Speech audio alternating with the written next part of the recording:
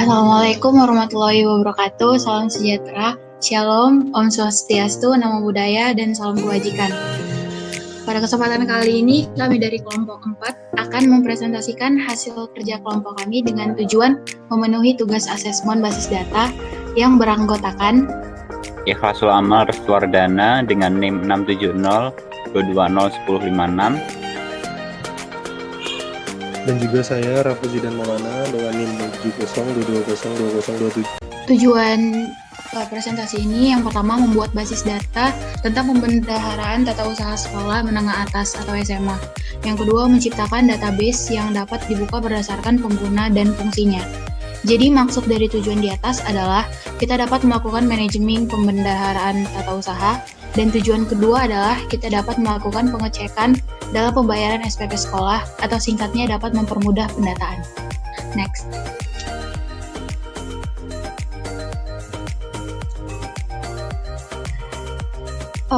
Di sini dapat dilihat tabel normalisasi pertama.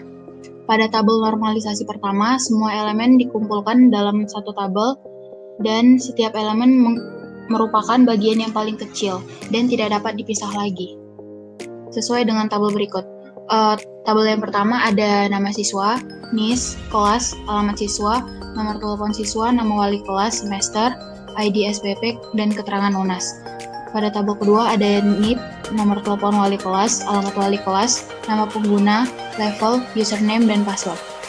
Next. Berikut adalah tabel normalisasi kedua.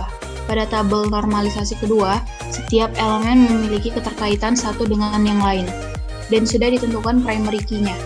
Apa itu primary key dan foreign key? Primary key adalah atribut yang dipilih untuk mendefinisikan dan memastikan setiap record memiliki data yang bernilai unik, sedangkan foreign key merupakan penghubung antara table primary key. Primary key dari tabel siswa adalah NIS, kalau dari tabel SPP adalah ID SPP, dan dari tabel walas adalah NIP. Next. Berikut adalah tabel normalisasi ketiga. Pada tabel normalisasi ketiga, setiap tabel sudah ditentukan hubungannya.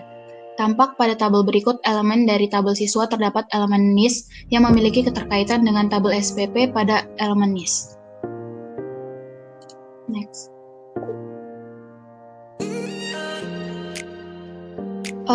Berikut dapat kita lihat diagram IRD.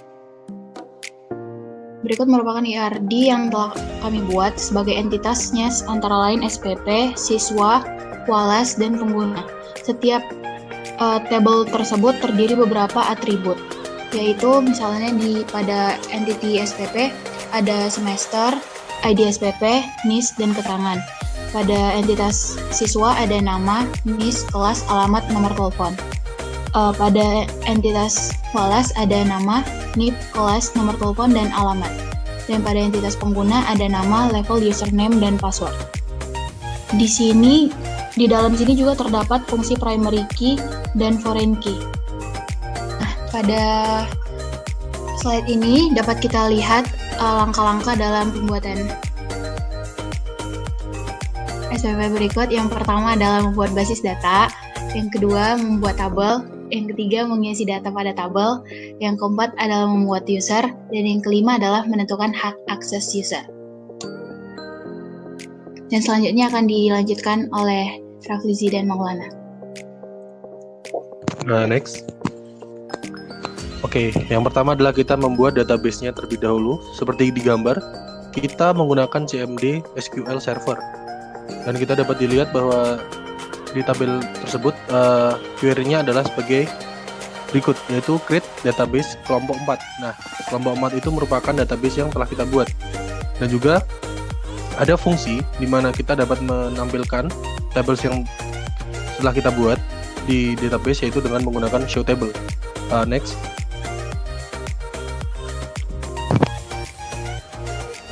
Selanjutnya kita membuat tabel siswa. Setelah selesai membuat database, kita membuat tabel-tabel yang kita inginkan. Yang pertama, kita membuat tabel siswa. Di situ ada keterangan query-nya membuat tulisan yaitu create table siswa. dalam kurung nama varchar 20, ini varchar 10 dan seterusnya. Nah, apa itu varchar? Varchar itu merupakan tipe data. Tipe data yang memiliki nilai untuk menyimpan karakter bebas. Kemudian, setelah kita telah selesai membuat tabel, kita dapat mengecek tabel tersebut dengan menuliskan query desc siswa, DESC siswa. Nah, di situ juga kita mencantumkan primary key dan constraint primary key itu sendiri. Next. Di sini kita selanjutnya juga membuat tabel Wallace. Keterangannya sama seperti berikut, sama seperti yang sebelumnya, yaitu membuat nama, NIP, kelas, alamat, nomor telepon, dan juga primary key-nya yaitu ada di NIP. Next.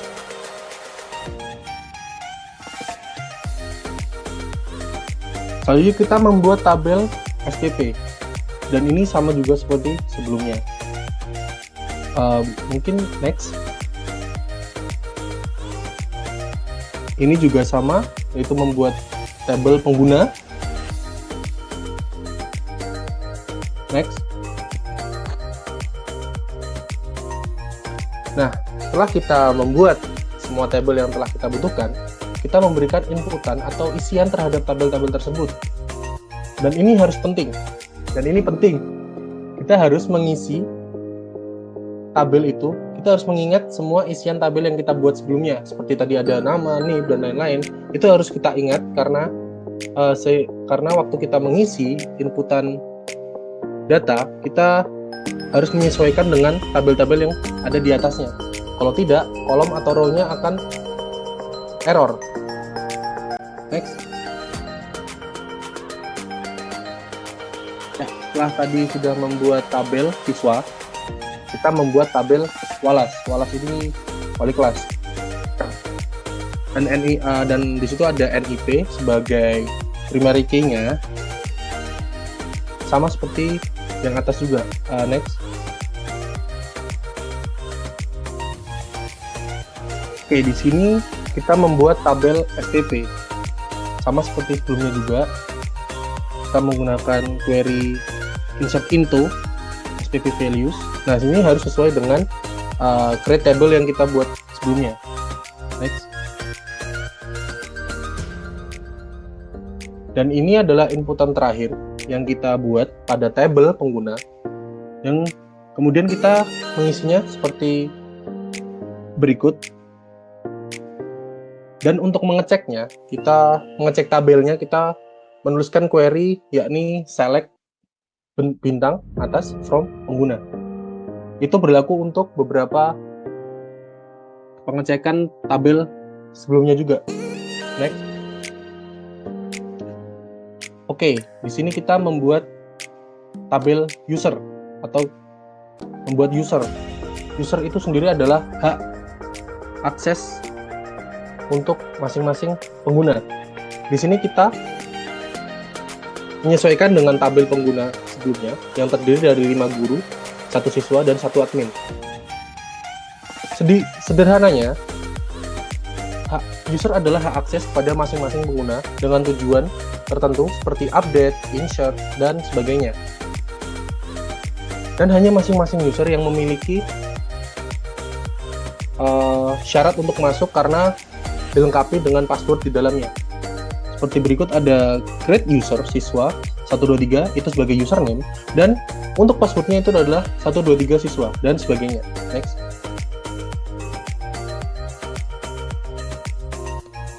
Nah, berikut adalah query hak akses yang diberikan kepada masing-masing user.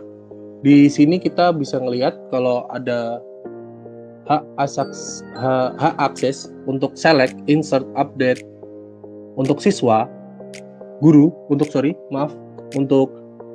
guru yakni Bastian. Jadi dia dapat melakukan pengecekan, pengeditan, dan update. Itu juga berlaku untuk user-user yang lainnya.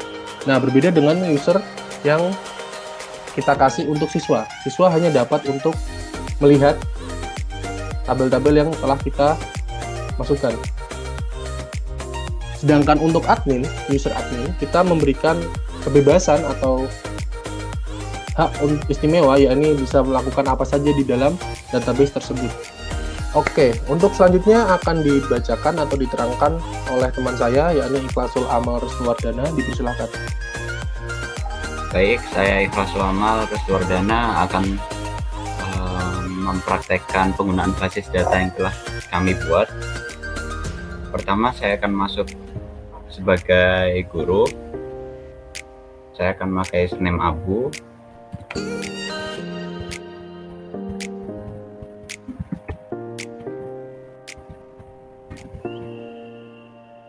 Dengan password 123 Abu. Baik. Hak akses yang dimiliki oleh guru adalah select, insert, dan update. Pertama, saya akan memperlihatkan tabel yang bisa diakses oleh guru.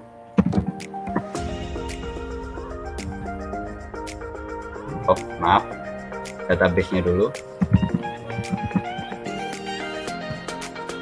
Di sini hanya terdapat kelompok 4 sesuai query yang telah dibuat tadi. Use kelompok 4, lalu perlihatkan tabelnya.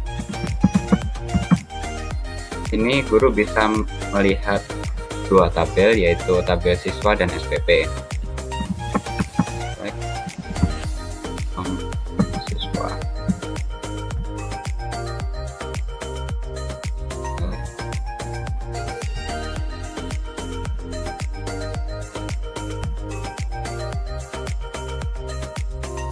Kemudian untuk hak akses yang dimiliki guru selain select adalah insert dan update. Saya akan mencoba kedua hak akses tersebut. Insert into, kalau saya ingin memasukkan nama siswa lain, insert into siswa, values, kolom pertama adalah namanya misal Putri Ayu. Kemudian kolom kedua ada NIS-nya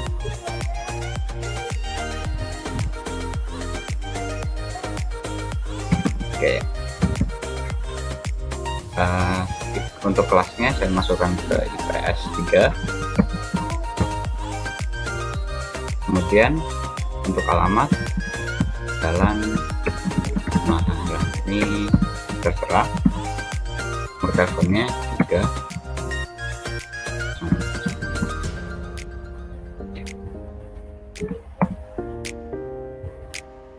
Kolom dan jumlah kolom pada data yang akan dimasukkan harus sama. Kalau tidak akan terjadi error seperti yang telah dijelaskan oleh Zidan. Berhasil. Sekarang kita lihat lagi daftar namanya dalam siswa apakah muncul atau tidak. Dilihat di bawah sini terdapat nama Putri Ayu, sehingga query yang kita masukkan valid atau benar, dan hak aksesnya juga terdapat pada guru, sehingga berhasil query-nya. Untuk selanjutnya, misal saya masukkan query yang tidak diperbolehkan, hak akses yang tidak diperuntukkan untuk akun guru, misal truncate. Saya ingin menghapus tabel siswa, ini data dari tabel siswa,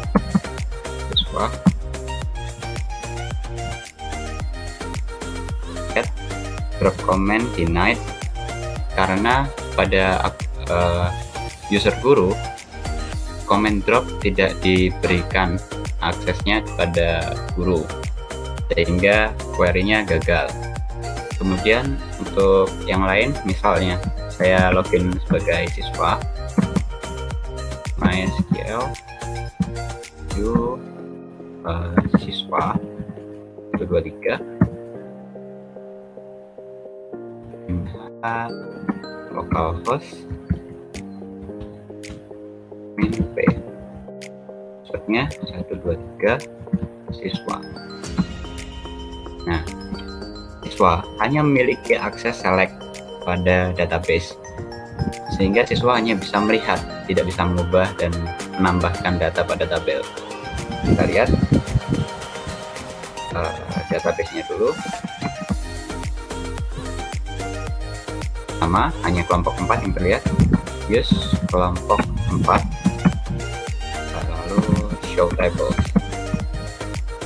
Hanya tabel SPP yang diberikan hak akses kepada siswa. Jadi siswa hanya bisa melihat tabel SPP. Select from SPP. Nah, misal saya berikan query yang seharusnya tidak bisa dilakukan dengan menggunakan akun siswa atau user siswa, seperti insert to SPP values id SPP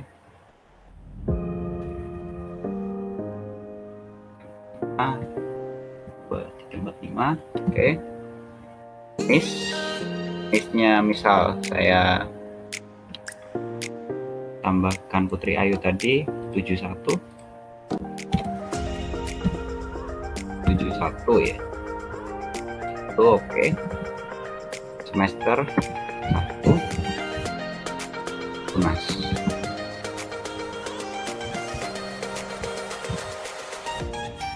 Lihat, hak akses insert tidak diberikan kepada siswa sehingga siswa tidak dapat melakukan query insert pada database. Nah, kemudian berbeda halnya dengan guru dan siswa,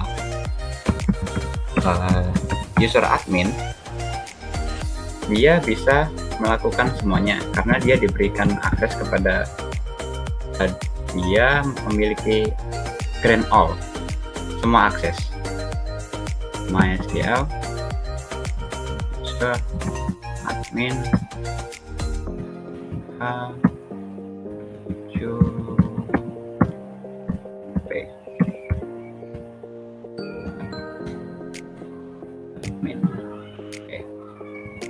show database, dia bisa melihat kelompok 4, use kelompok 4, show tables. Nah, untuk si admin ini dia bisa melihat semua tabel yang ada dalam database kelompok keempat, pengguna siswa SPP dan malas. Admin ini juga diberi hak akses untuk menggunakan query select, insert, update, delete, truncate, drop, yang lain-lain, sehingga dia berhak mengubah dan menghapus tabel ini. Nah, kemudian untuk penerapan penggunaan join dan group, saya sudah siapkan query-nya. Berikut adalah penggunaan query group. Yang pertama dulu, join. Saya memakai inner join. Berikut contohnya. Saya ingin menampilkan siswa, nama siswa, NIS siswa, semester pada tabel SPP, keterangan pada tabel SPP, dari siswa inner join SPP, di mana NIS pada kedua tabel sama. Copy, paste. Nah, berikut merupakan salah satu contoh penggunaan dari inner join. Saya menampilkan nama, NIS, semester, dan keterangan pembayaran SPP. Nah, kemudian grup ini saya ingin menampilkan NIS dan keterangan, di mana keterangannya itu hanya lunas dan semester dan semester keterangannya adalah semester 2. Informasi tersebut di grup dikelompokkan berdasarkan NIS. Berikut hasil dari query yang telah dibuat. Nah, dia akan menampilkan NIS dan keterangan, di mana NIS-nya ini hanya NIS yang sudah melunasi SPP. Tidak semuanya NIS ditunjukkan di sini, hanya SPP lunas pada semester 2. Ya, di sini ada where keterangan lunas and semester kondisi semester sama dengan 2. Mengartikan kondisi di mana keterangan berisi lunas dan semester berisi integer 2. Group by NIS. Itu semua contoh dari penggunaan atau penerapan database kami, kelompok 4. Terima kasih. Jadi kesimpulannya, pada pemaparan di atas dan penjelasan-penjelasan dari teman-teman saya, dari Klasu, dari Yohana, kita diperlihatkan cara-cara melakukan pembuatan database atau basis data pembayaran SPP pada CMD SQL Server. Dari mulai creative database, pembuatan user, pemberian akses, creating table, insert into table, atau lebih mudahnya penginputan data di table-table tertentu, serta inner join dan grouping.